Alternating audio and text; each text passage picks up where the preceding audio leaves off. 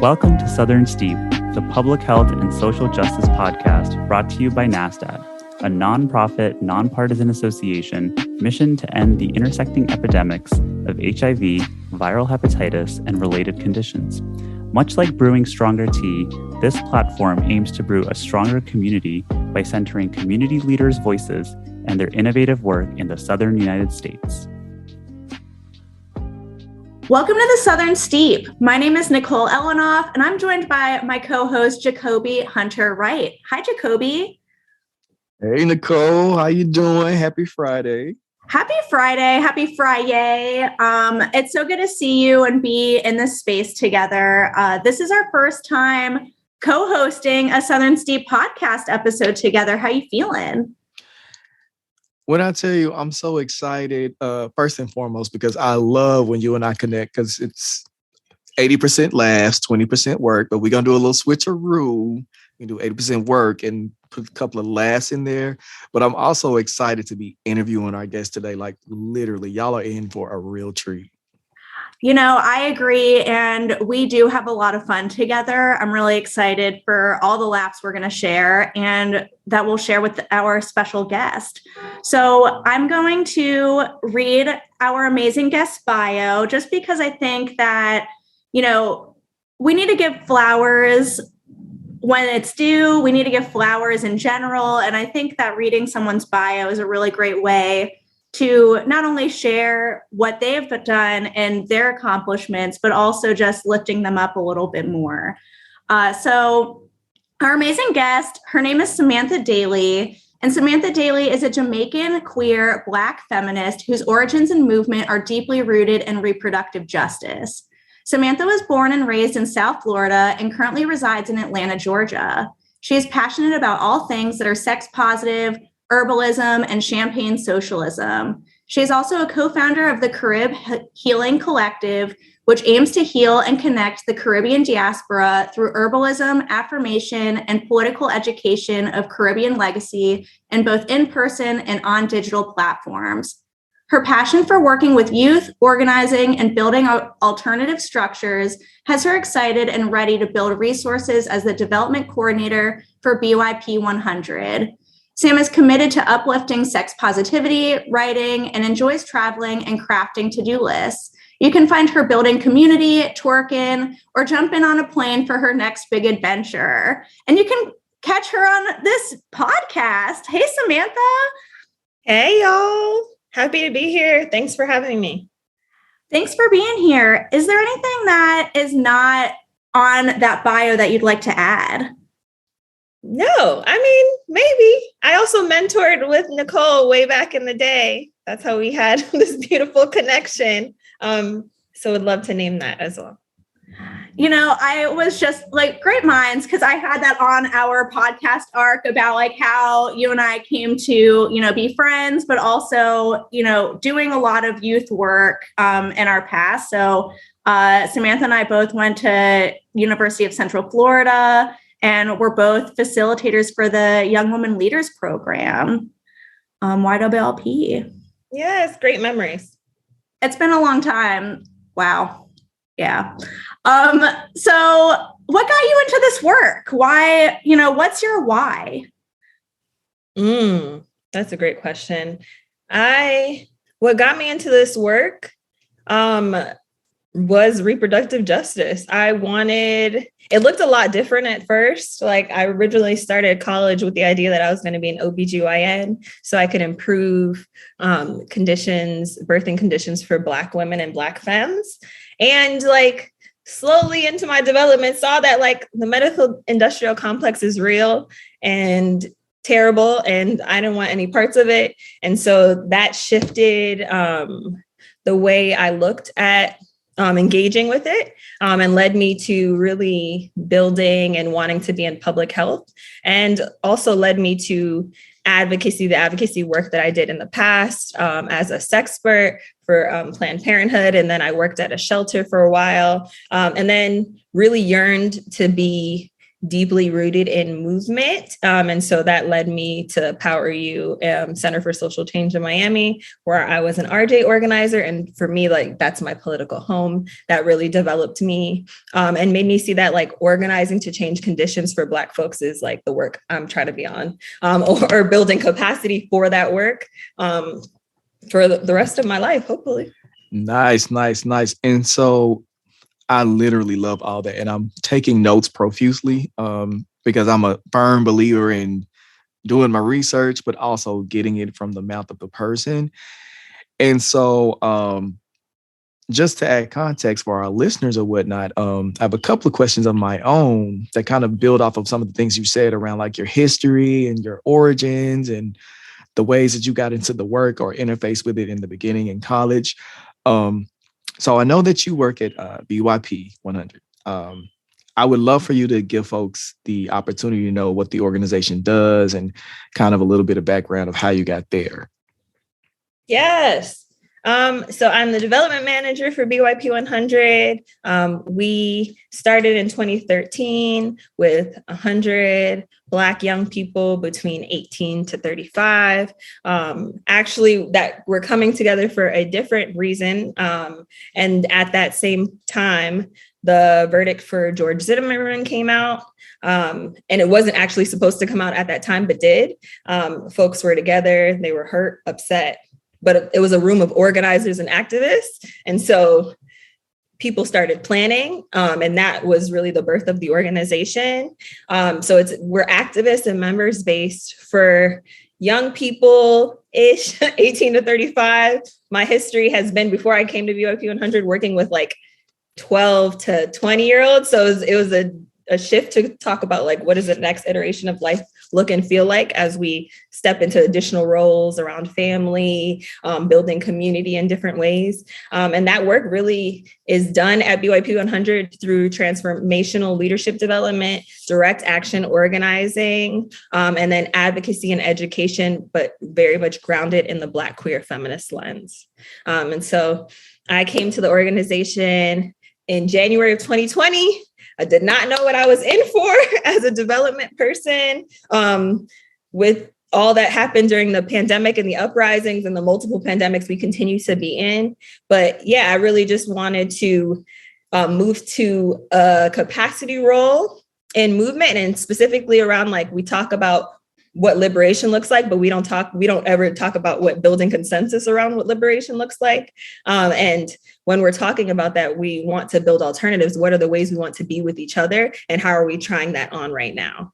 And so for me, that looked like, how are we talking about being less grant reliant? How are we talking about trying out community-based solutions and feeding resources to those things? How are we organizing, continue to really be grounded in organizing and base building with our people, and recognizing that it's not certain folks that get access to these spaces, but it's our aunties, our cousins, the neighborhood grandma that knows everybody, that can bring people into the room and keep them there so that they can be developed and be in service to the work.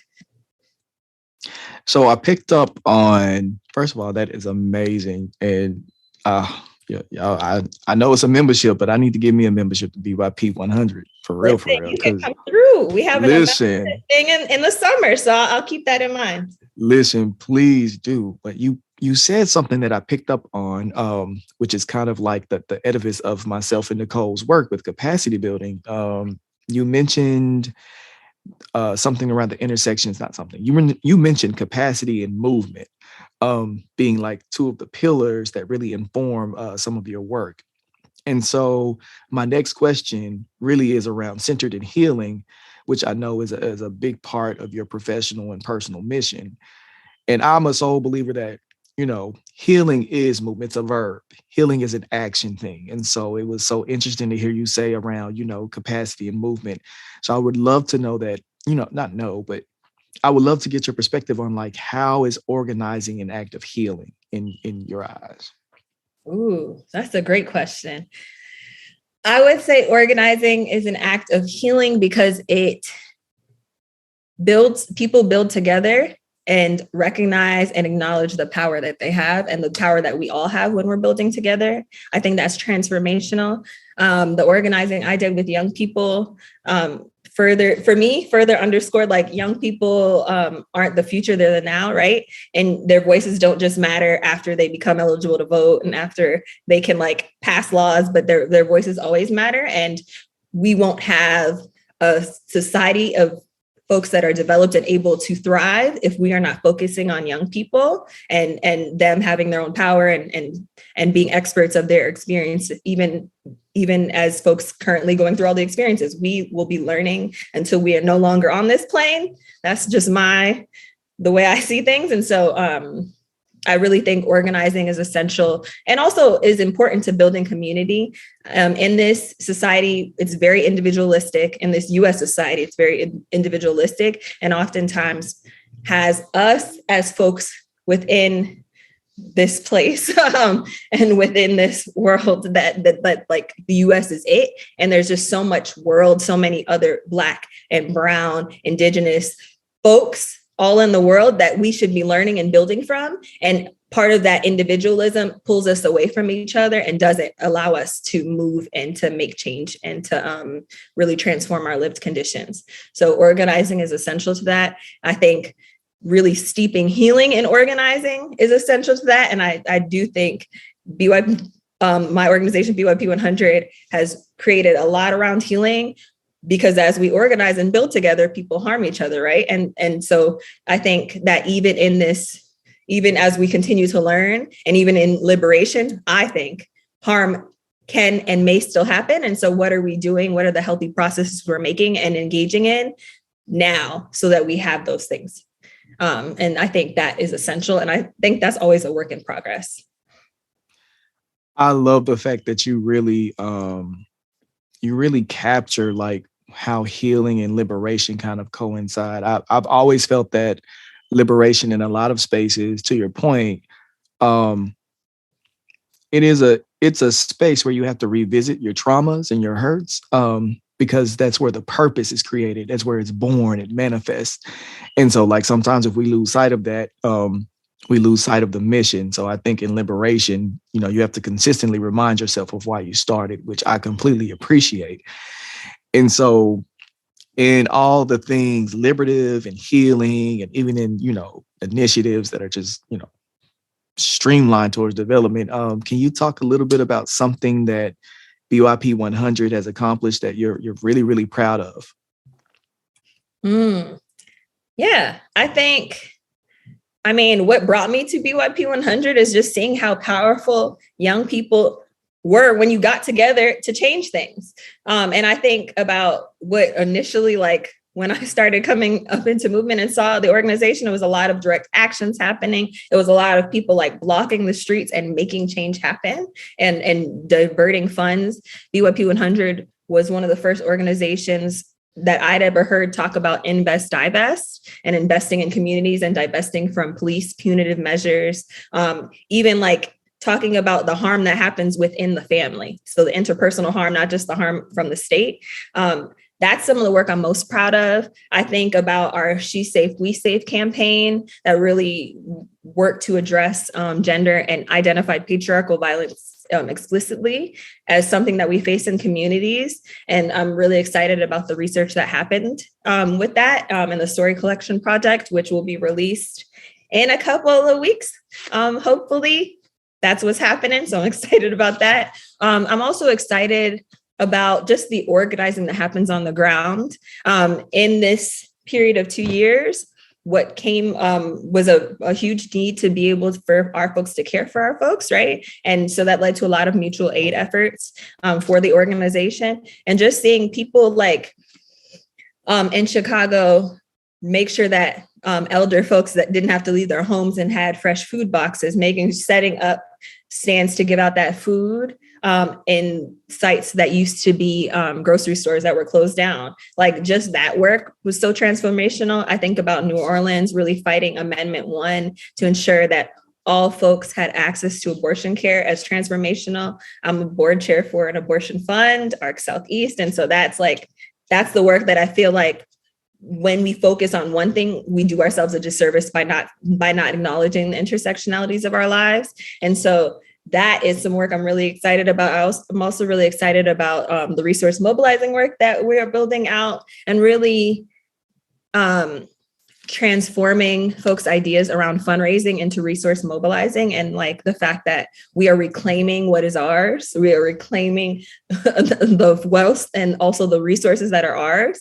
And this can transform our movements in ways that like historically money and funding has been used to destabilize movement, but also acknowledging that so we don't make the same mistakes. And so like that's the work I'm really excited about. We're also building out another iteration, or hoping to be in community and build out another iteration of what a national campaign could look like. And yeah, that I feel like that's what keeps me in the work, even when I'm tired.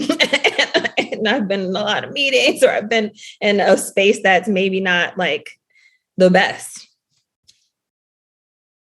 Y'all are really moving and grooving, and just that's so incredible about like the storytelling campaign. Like I cannot wait to hear the results and see some of those stories shared. So I will definitely be, looking out for those. I have some questions for you, but can you share, how do you fill up your cup at the end of the day? You're doing so much with movement work, organizing, you're a membership organization, and just continuing to keep things in momentum. How are you taking care of you? That's a great question, and something I'm constantly working on and in struggle with. So I'll be clear. I think I really try to ground myself and read. Like, one thing that I feel like school definitely did was like change my relationship to like reading. And so I'm like really working to rebuild that. Travel really helps. Ask anybody if a flight is available. I'm trying to go. And then also like trying to build out my practices of just spending time with folks that believe in the transformation that can happen when you organize. And then there are things that I'm constantly working on, like building out somatic practices. And holding circles, but also being in principled struggle. I think even when you are in those spaces, sometimes it's taxing, but it's like it leads to another place of development for everybody involved. And so, yeah. That those ways have really like refilled my cup. Also just having a strong team, like being able to thought partner with all the people at BYP 100 on the team, even when we're in struggle, is like exciting, because you know that there are people around the table with you in the Zoom links, the Zoom screens with you, that are here because they want to see Black people free. I'm sure Jacobi can resonate about, that relationship to reading. He's currently working on, his PhD and dissertation. So can definitely, I'm sure, can resonate with that.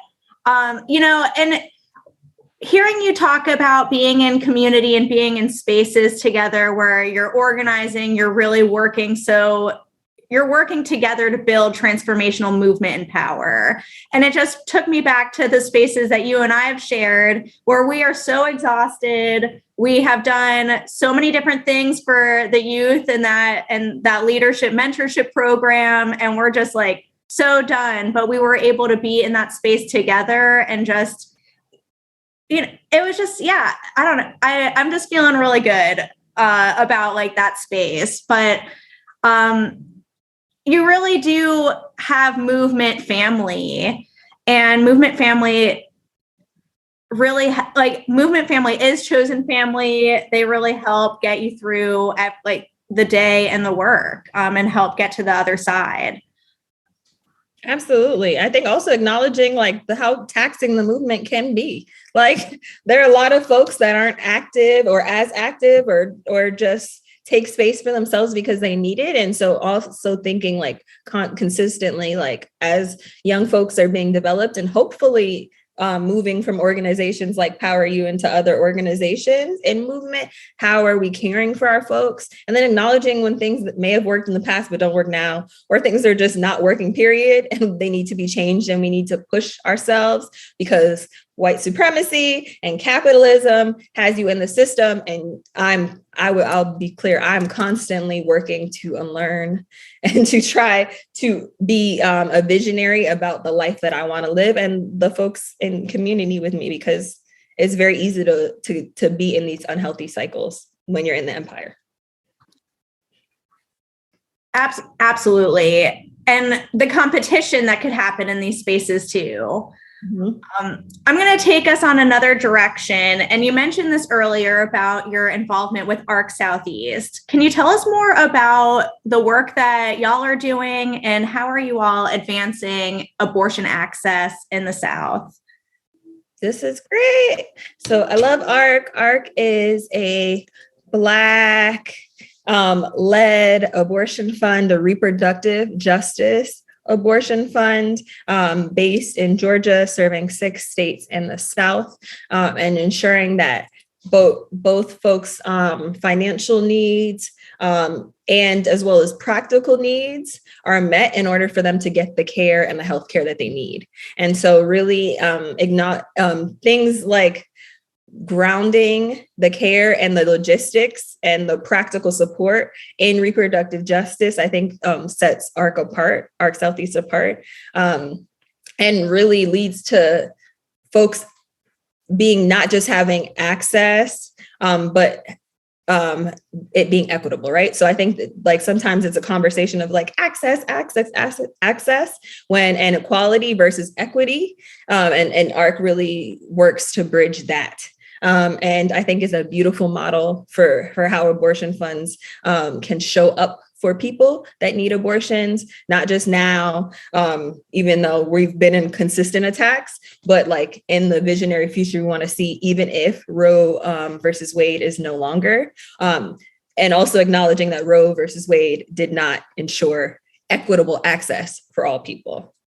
It did not. Thank you for bringing up, great, access is here, but who is the access for? Is it okay that there's only one abortion provider in a state? Like, that's not equitable access, because folks need cars and need so many different things to be able to go to that provider, time off work, all of that. How do you think social justice movements can lift up repro work? Like, there's just so many intersections to, there's a lot of things that are intersecting here, but like, how can repro work be more in the conversation or like emphasized in some of the social justice work? That's a great question. I think really ensuring that there aren't silos is essential. Oftentimes I will see folks do like a defund campaign, and then we'll see abortion as this thing over here, when lots of folks across the life of their reproductive, or across their reproductive lives, will potentially get an abortion, have a child or not have a child, adopt a child or build their family, right? And then also need access to like safe schools, need access to safe communities, don't need food deserts, right? Need access to fresh food. All of that is reproductive justice, right? And so when we're grounding and building campaigns, being able to have that analysis is essential, and in ensuring that you're looking at the full person and not just this one aspect of their lives. I think that's super essential. That's what I love about reproductive justice, just thinking through like, it's about my whole life. And that's like the work that I do. I have been a doula. I'm taking a break right now, but I've been a doula and helped people bring babies earthside, right? But also have been very strong in my beliefs that people need access to whatever healthcare they need access to. And so I think part of the initial like work is making sure that those two things aren't on separate sides. Like, it's a beautiful flow of people's lives, and that's okay. I think there's a lot of potential judgment that goes into things, or people not wanting to talk about abortion because abortion in the reproductive rights and reproductive health sides of things gets often a lot of attention. But when we're talking about the full spectrum of someone's life, we can't just shortcut people, and we can't shortcut ourselves, because that's what we're doing, harming ourselves. Jacobi and I are both in the HIV space, and, HIV is part of the reproductive justice umbrella that you were sharing. And, from my experience, I feel like there have been many moments or conferences that are focused on reproductive rights and not talking about HIV, or HIV conferences and sessions that are not talking about reproductive justice. So I just think that, as a field, we could do a better job at bridging those gaps and sharing how reproductive justice and HIV are one and the same conversation, just with some different lenses. And, it really does go back to the air we breathe, to the work we do, the housing we have, like all of those things are reproductive justice. Yeah, definitely. I actually just saw an article not too long ago around like Black women and PrEP.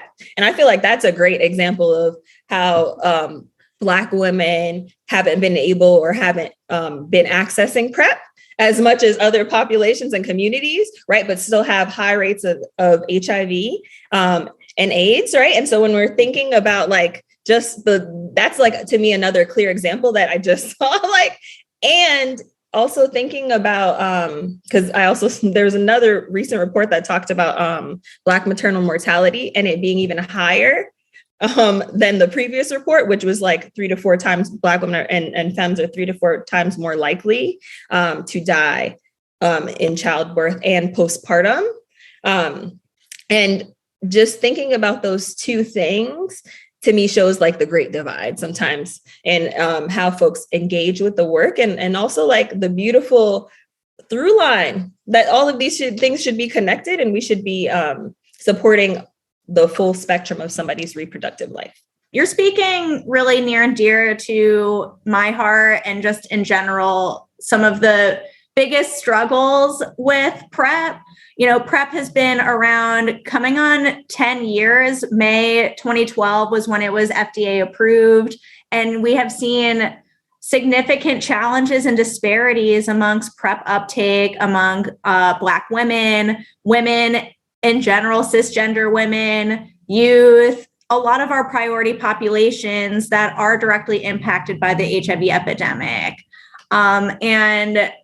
I was talking to an incredible advocate earlier this week, Leisha McKinley Beach, and she was talking to me about how the commercials being shown educating people about PrEP are really the ones only for Descovy, which is a brand name option of PrEP, but that one is not FDA approved for people with vaginas. So cisgender women, femmes, are not able to take that option of PrEP.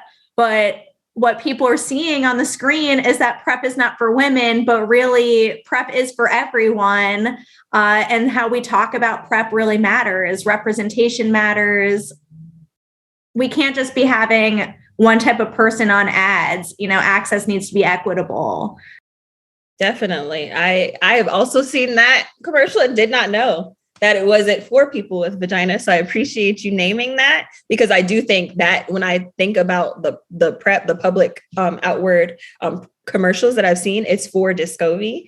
And it also brings me back to you being the first person to inform me about PrEP, and that like it was accessible to me. So I think this space is just so beautiful, because it is a full circle moment of what happens when commercials and media are portrayed for certain folks, and then what are the outcomes of that are really dire and harmful for our community. I love where this conversation is going. So just to add a little bit for myself as a Black gay man in the South, anniversary of PrEP, irritates the life out of me, because I'm like, I didn't actually, and I remember this too, I didn't hear about PrEP until possibly 2015. And that's when I really, really got inundated with the field.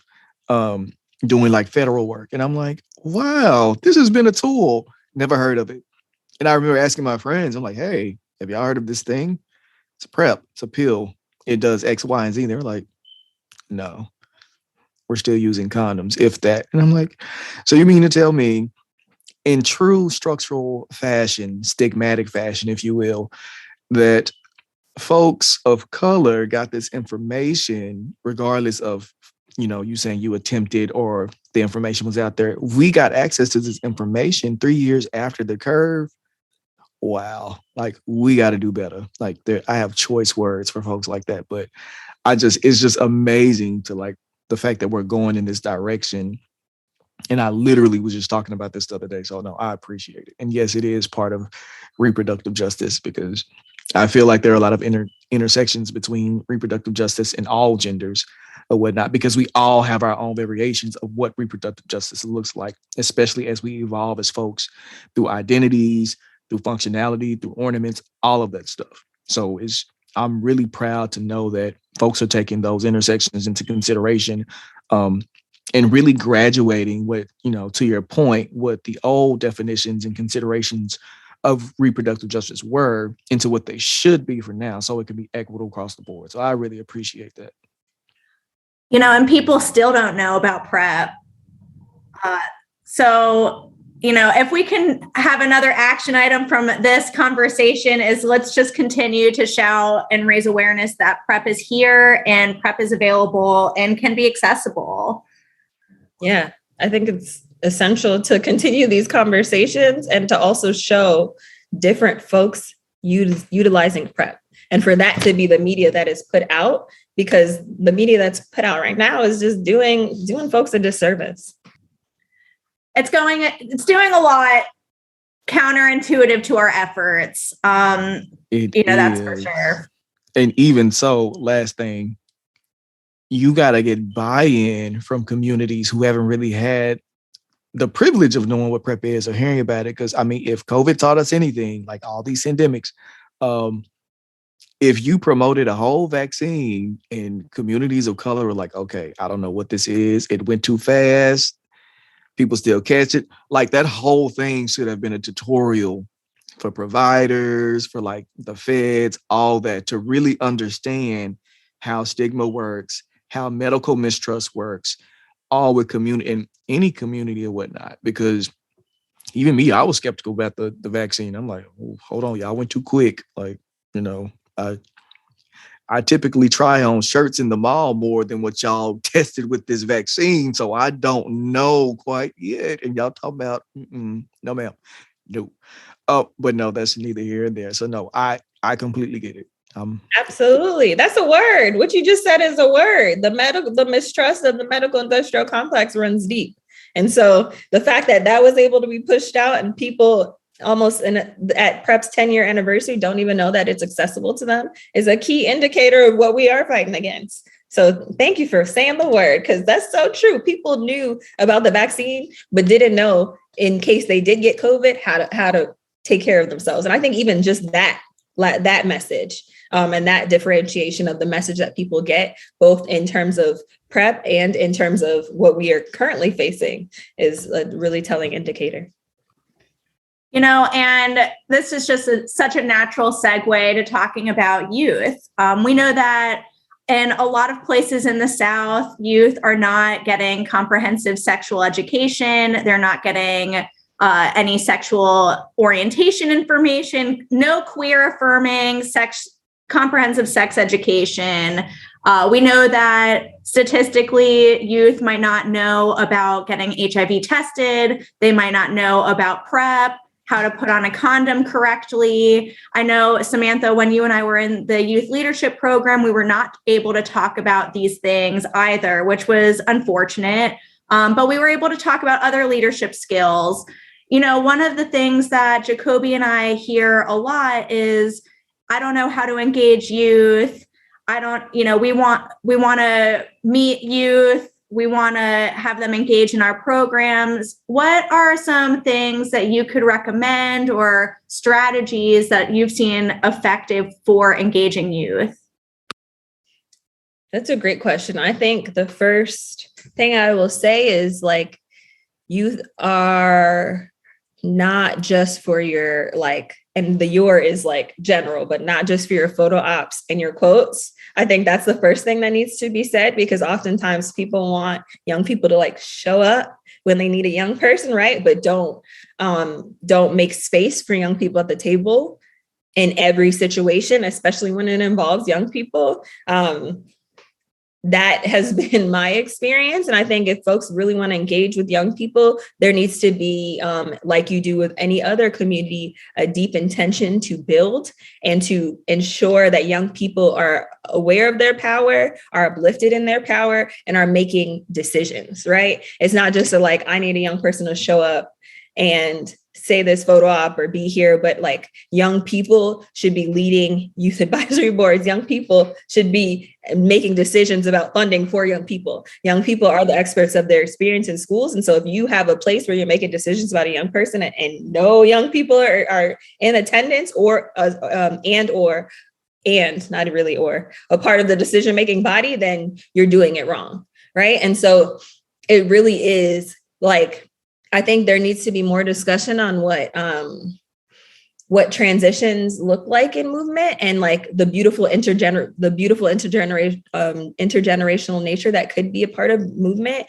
But I feel like it's a struggle. And I think it's a larger symptom of like what our culture shows us. Like when you're young, you get work. And then when you're old, they don't really talk about elder folks like that. It's just more so like the strain of elder folks on the systems and Social Security and those things. But when we're talking about engaging young folks, it really needs to be an intentional effort. And folks need to be really moving out of the way and building with young people in order to train young people to take positions. And also like young people are innovative. They got ideas, they got things. I think about Generation Z and all that they have built and all the ways they've even bridged and built on the internet and the internets, right? And young people are gonna make space, even if people aren't trying to make space, but what they won't do or be is in your spaces. And so if you are having issues engaging with young people, then you need to look at your structure, because it's oftentimes not inviting, not accessible, and doesn't make young people feel comfortable, and ain't paying young people. We need to pay young people. They don't just need to show up. They need money like everybody else needs money. And so being equitable about paying them is also a major point I wanted to make sure to touch upon. I so appreciate that response. So youth empowerment is such a thing that's near and dear to my heart, because I was in so many youth programs, and because full transparency, I was a very bad kid. I could tell you stories. That is relative, made you who you are. That part. But literally, so my first interface with the work in public health was like really creating safer sex education curriculums in Houston. And so I literally went into the school systems, and of course the language was very manicured per guidelines and all that good stuff. But one of the things that I picked on what you said, which I really, really emphasize in all of my sessions, and even with youth today that I work with, is that, and I tell folks, engagement with youth is more about teaching them how to advocate for themselves. And I think if we look at what, educating youth and engaging with youth was 10 years ago, that's not what it is now. Like, this world is so multimodal in terms of like being able to survive. We do youth a very big injustice by not even teaching them how to advocate, not only sexually and not only identity wise, but financial as well. Like, I can't tell you how strong I am fighting with like some of the legislation here to get more financial curriculums in high schools and even middle schools, because we're in so much of an influx with like, government and inflation and all this stuff. Like, I think it is a key essential skill to teach young folks how to advocate for themselves, for like money management, for, positioning of jobs, all that kind of stuff, to like negotiate their worth. because a lot of times you're not even fed your worth or explained your worth until you get into spaces of higher ed. And we all know for communities of color, those spaces are not always even accessed. And so my thing is start pouring that into, youth now, like pour into them how to have safer sex talks, pour into them what, PrEP interventions or MPEP interventions are, pour into them what advocating for not only, their identity externally, but internally is. Like, I definitely appreciate like the engagement piece and the intersections and cross references with advocacy. So like kudos. Yes.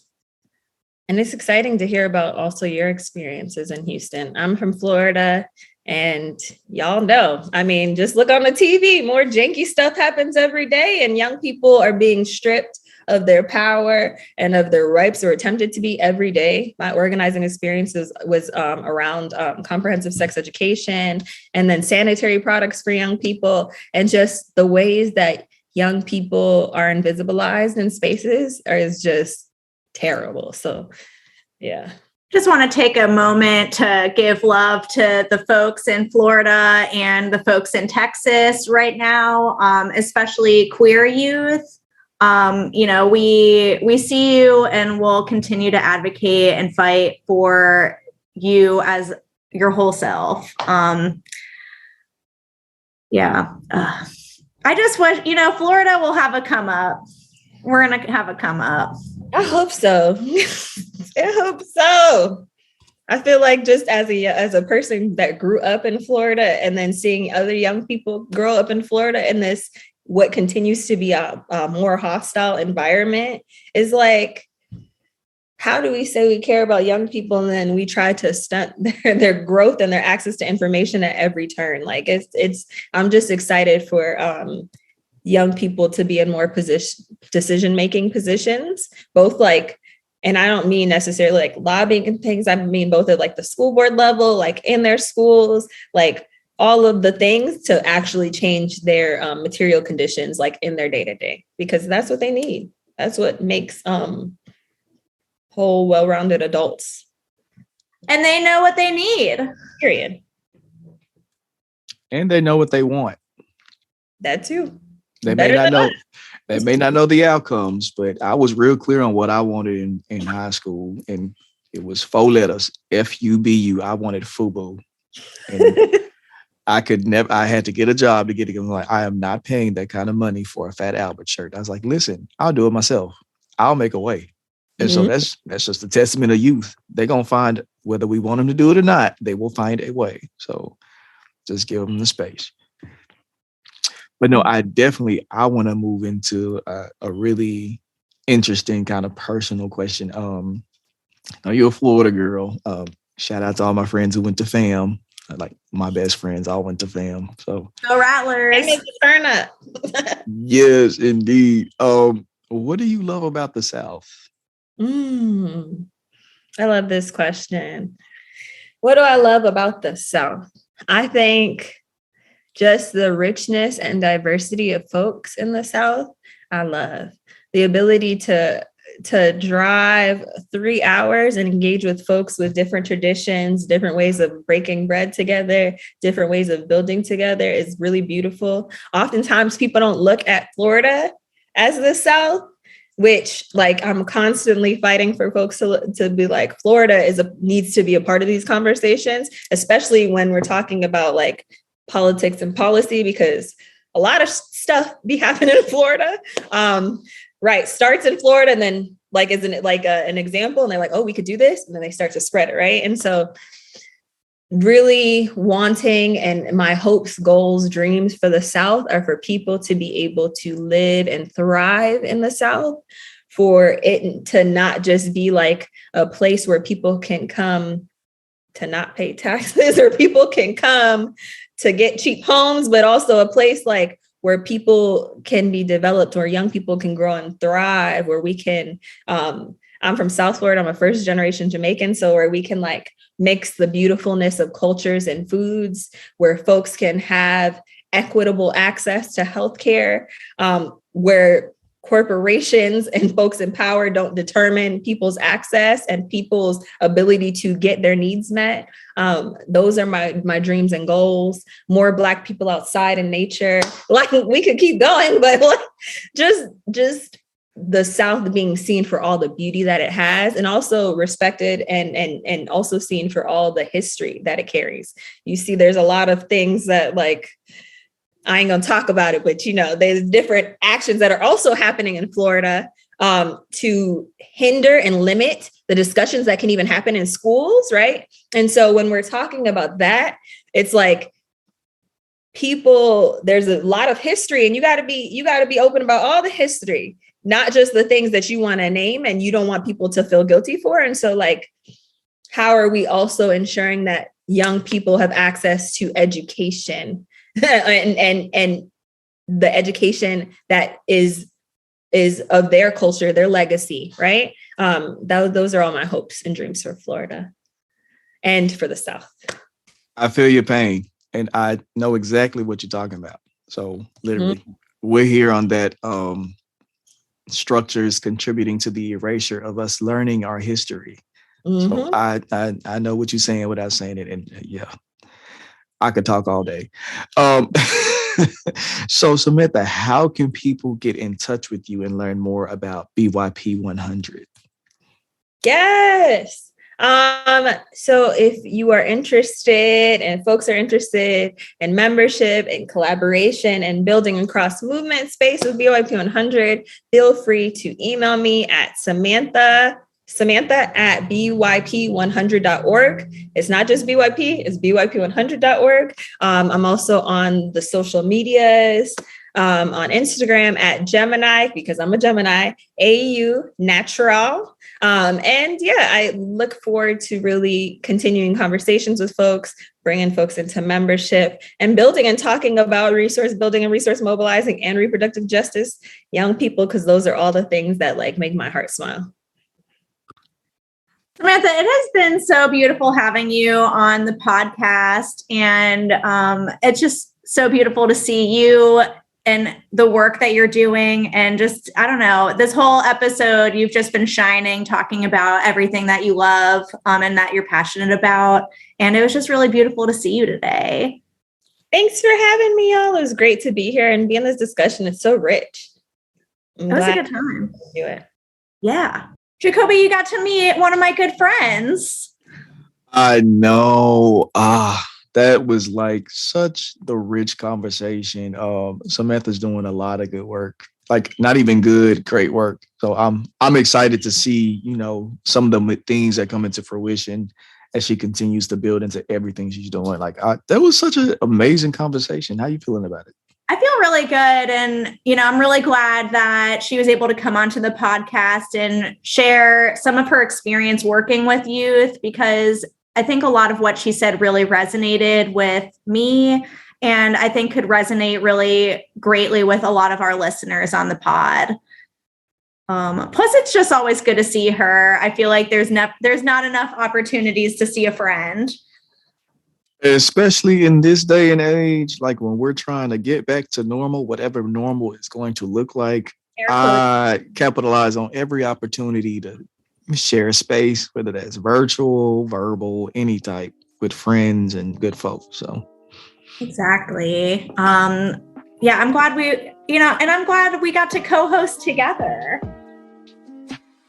Yes, indeed. I literally I was like, this was so much fun. Like, oh, I enjoyed it. We gotta do it again. Good.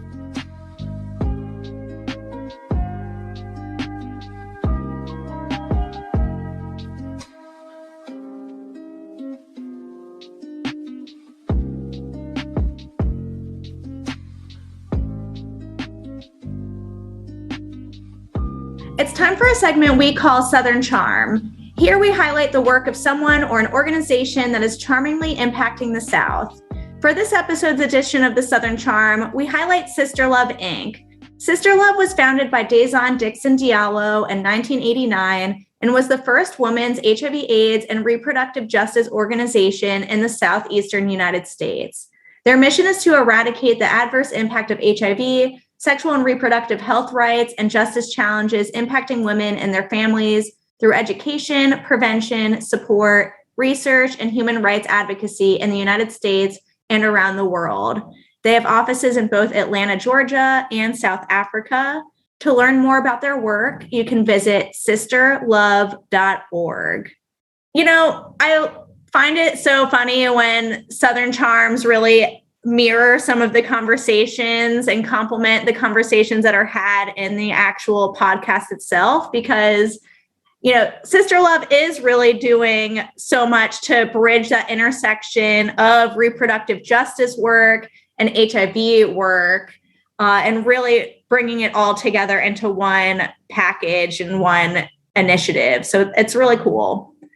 Yeah, I don't even think I know. We don't talk enough, especially like in public health. We don't really talk enough about reproductive justice and the intersections with that and, you know, prevention and, you know, the care continuum, all that good stuff. So I'm really glad we got to highlight not only Samantha, but also SisterLove too, because we need more spaces to bring those voices into the room in the space. So they're doing such great work too. It's always really cool seeing SisterLove at a conference or just doing the work and really raising a lot of great awareness. So yeah, Jacobi, this wraps up our first episode together. I think this is our last episode of the season too. How has it been going for you? It's your first season as co-host. How has it been? I know this was my first season as a co-host, my second go round as like a, you know, listening in, because I listened in the year before. I was excited. I was real nervous the first one. I was like, oh, that's just like a conversation amongst friends. So I was really glad to be able to be a part. I learned a lot. I made some great connections, some collaborations, really robust discussions, a lot of laughs, a lot of jokes. So I was so excited and happy and honored to be a part of it. And I, for one, cannot wait until the next year's Southern Steve. So yeah, you know, it has been beautiful having you on the team as a co-host, and really looking forward to everything that's yet to come. So listeners, please be on the lookout for season 3 updates, and thanks for listening along in season 2. I'm Nicole Elenoff. And I am Jacobi Hunter Wright. Thanks for listening. We'll talk soon. Peace out.